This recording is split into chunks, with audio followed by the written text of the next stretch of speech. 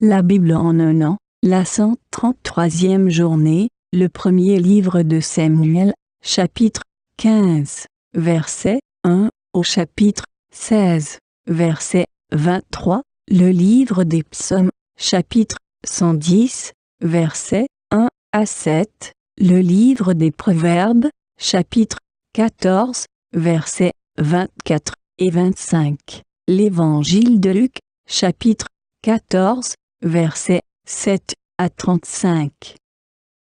1 Samuel, chapitre 15. Samuel dit à Saül, « C'est moi que l'Éternel a envoyé pour te consacrer par onction comme roi sur son peuple, sur Israël. Écoute donc les paroles prononcées par l'Éternel. Voici ce que dit l'Éternel, le Maître de l'univers. Je me souviens de ce que les Amalécites ont fait à Israël lorsqu'ils lui ont barré le chemin à sa sortie d'Égypte. Va maintenant frapper les Amalécites. Vouer à la destruction tout ce qui leur appartient.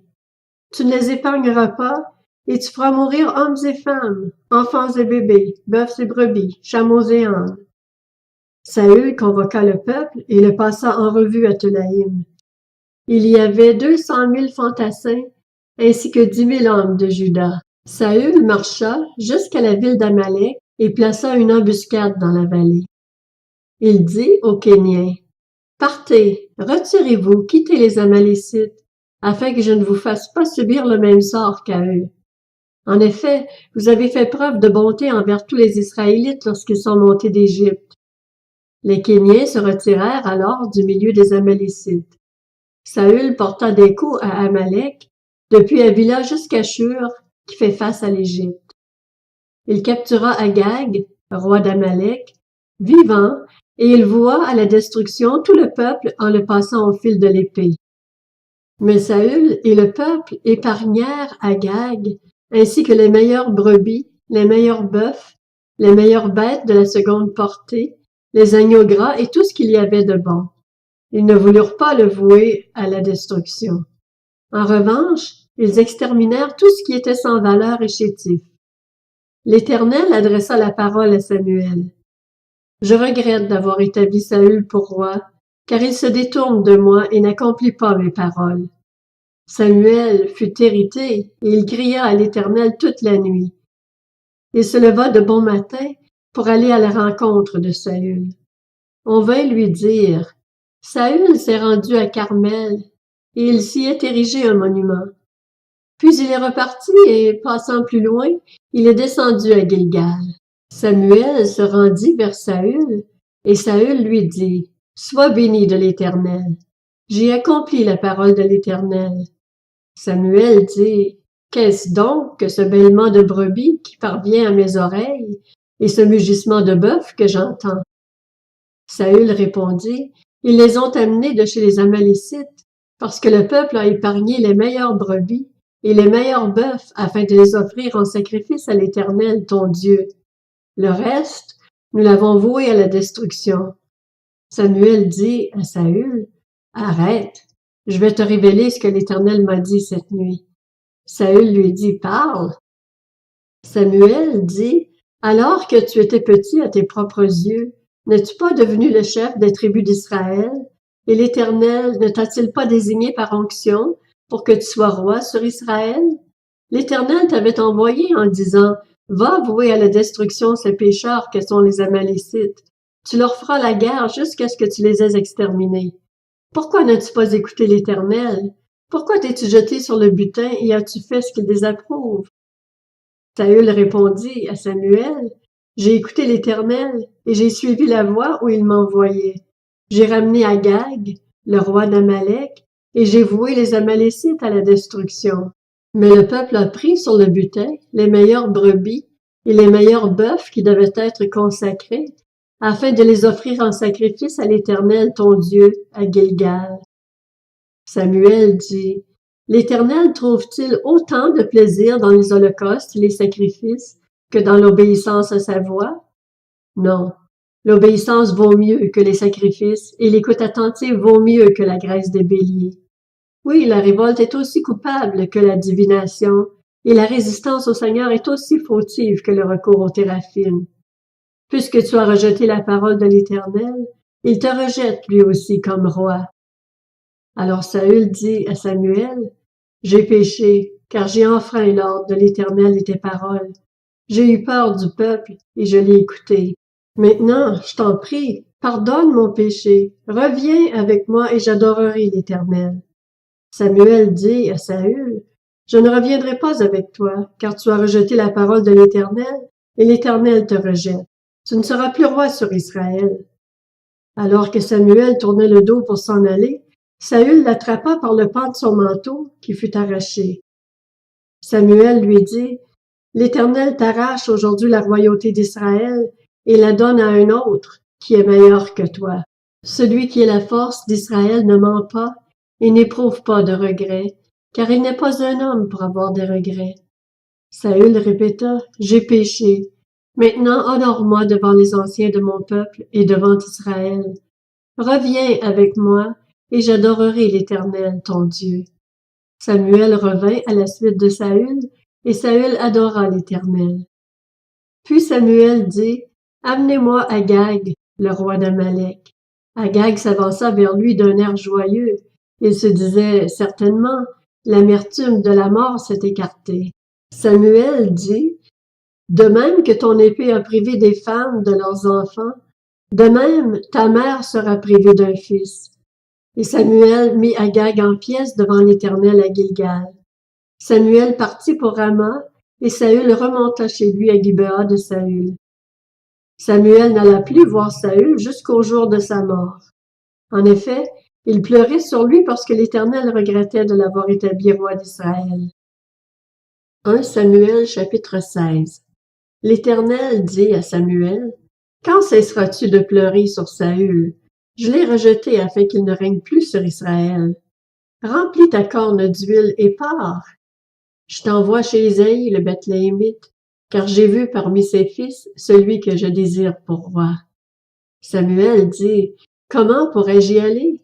Saül l'apprendra et me tuera. » L'Éternel dit, « Tu prendras une génisse avec toi et tu diras, « Je viens pour offrir un sacrifice à l'Éternel. » Tu inviteras Isaïe au sacrifice. Je te préciserai ce que tu dois faire, et tu désigneras par onction pour moi celui que je t'indiquerai. Samuel fit ce que l'Éternel avait dit et se rendit à Bethléem.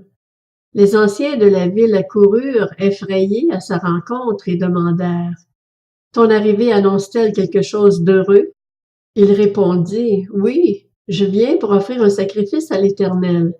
Consacrez-vous et venez avec moi au sacrifice. » Il fit aussi consacrer Isaïe et ses fils, et les invita au sacrifice. Lorsqu'ils entrèrent, il se dit en voyant Éliab, « Certainement, celui que l'Éternel désigne par onction est ici devant lui. » Mais l'Éternel dit à Samuel, « Ne prête pas attention à son apparence et à sa grande taille, car je l'ai rejeté.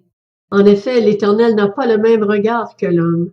L'homme regarde à ce qui frappe les yeux, mais l'Éternel regarde au cœur. » Isaïe appela Abinadab et le fit passer devant Samuel.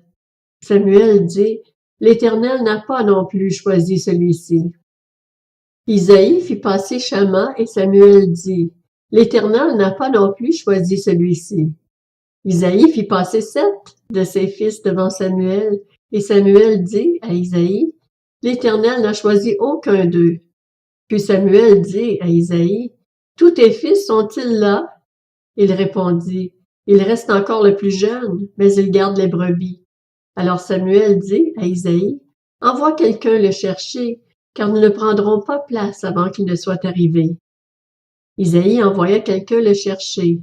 Il était roux, avec de beaux yeux et une belle apparence.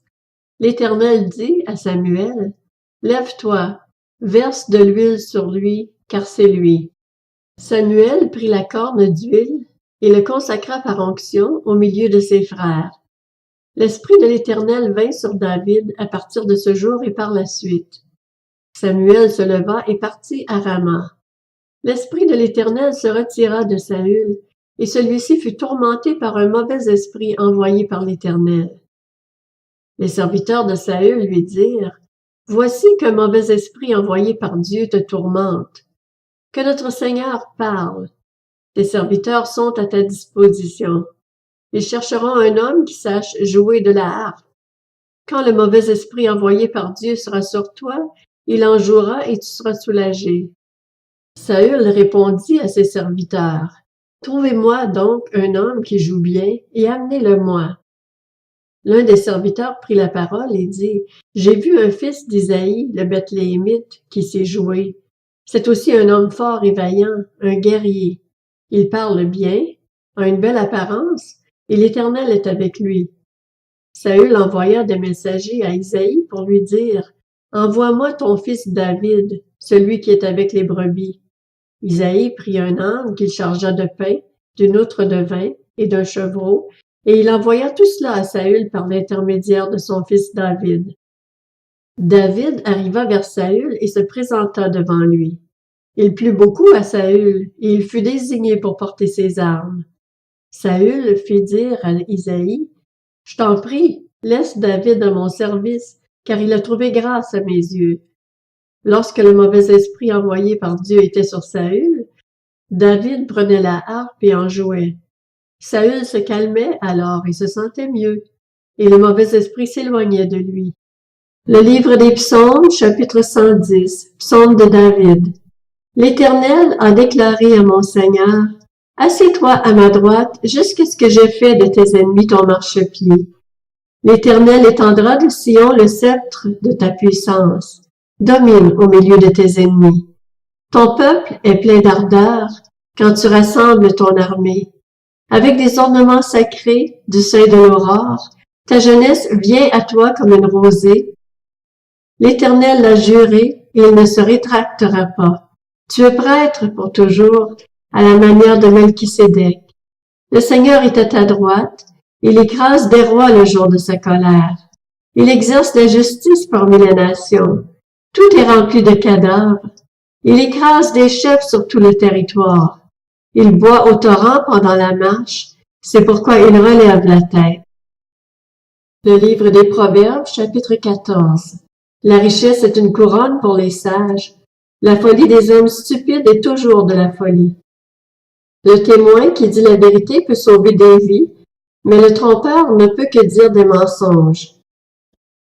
L'Évangile de Luc, chapitre 14. Il adressa ensuite une parabole aux invités, en voyant qu'ils choisissaient les meilleures places. Il leur dit, « Lorsque tu es invité par quelqu'un à des noces, ne te mets pas à la meilleure place de peur qu'il n'y ait parmi les invités une personne plus importante que toi, et que celui qui vous a invité l'un et l'autre ne vienne te dire, laisse-lui la place. Tu aurais alors la honte d'aller occuper la dernière place. Mais lorsque tu es invité, va te mettre à la dernière place afin qu'au moment où celui qui t'a invité arrive, il te dise, Mon ami, monte plus haut, alors tu seras honoré devant tous ceux qui seront à table avec toi. En effet, toute personne qui s'élève sera abaissée, et celle qui s'abaisse sera élevée. Il dit aussi à celui qui l'avait invité, Lorsque tu organises un dîner ou un souper, n'invite pas tes amis, ni tes frères, ni tes parents, ni des voisins riches, de peur qu'ils ne t'invitent à leur tour pour te rendre l'appareil. Lorsque tu organises un festin, invite au contraire des pauvres, des estropiés, des boiteux, des aveugles, et tu seras heureux, car ils ne peuvent pas te rendre l'appareil. En effet, cela te sera rendu à la résurrection des justes. Après avoir entendu ces paroles, un de ceux qui étaient à table dit à Jésus, « Heureux celui qui prendra son repas dans le royaume de Dieu. » Jésus lui répondit, « Un homme organisa un grand festin et invita beaucoup de gens. À l'heure du festin, il envoya son serviteur dire aux invités, « Venez, car tout est déjà prêt. » Mais tous, sans exception, se mirent à s'excuser. Le premier lui dit, « J'ai acheté un champ et je suis obligé d'aller le voir. Excuse-moi, je t'en prie. » Un autre dit, « J'ai acheté 5 paires de bœufs et je vais les essayer. Excuse-moi, je t'en prie. » Un autre dit, « Je viens de me marier, c'est pourquoi je ne peux pas venir. » À son retour, le serviteur apporta ces paroles à son maître. Alors le maître de la maison, en colère, dit à son serviteur, « Va vite sur les places et dans les rues de la ville et amène ici les pauvres, les estropiés, les aveugles et les boiteux. » Le serviteur dit, « Maître, ce que tu as ordonné a été fait et il reste encore de la place. » Le maître dit alors au serviteur, « Va sur les chemins et le long des haies, et ceux que tu trouveras, oblige-les à entrer, afin que ma maison soit remplie. En effet, je vous le dis, aucun de ces hommes qui avaient été invités ne goûtera de mon festin. » De grandes foules faisaient route avec Jésus. Il se retourna et leur dit, « Si quelqu'un vient à moi sans me préférer à son père, sa mère, sa femme, ses enfants, ses frères et ses sœurs, et même à sa propre vie, il ne peut pas être mon disciple. Celui qui ne porte pas sa croix et ne me suit pas ne peut être mon disciple. En effet, si l'un de vous veut construire une tour, il s'assit d'abord pour calculer la dépense et voir s'il a de quoi la terminer.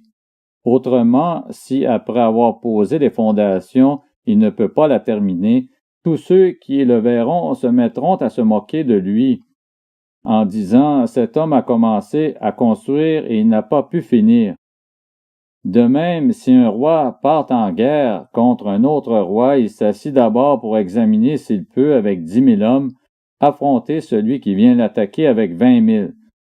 Si ce n'est pas le cas, alors que l'autre roi est encore loin, il lui envoie une ambassade pour demander la paix. Ainsi donc, aucun de vous, à moins de renoncer à tout ce qu'il possède, ne peut être mon disciple. Le sel est une bonne chose, mais si le sel perd sa saveur, avec quoi la lui rendra-t-on? Il n'est bon ni pour la terre, ni pour le fumier, on le jette dehors. Que celui qui a des oreilles pour entendre, entende.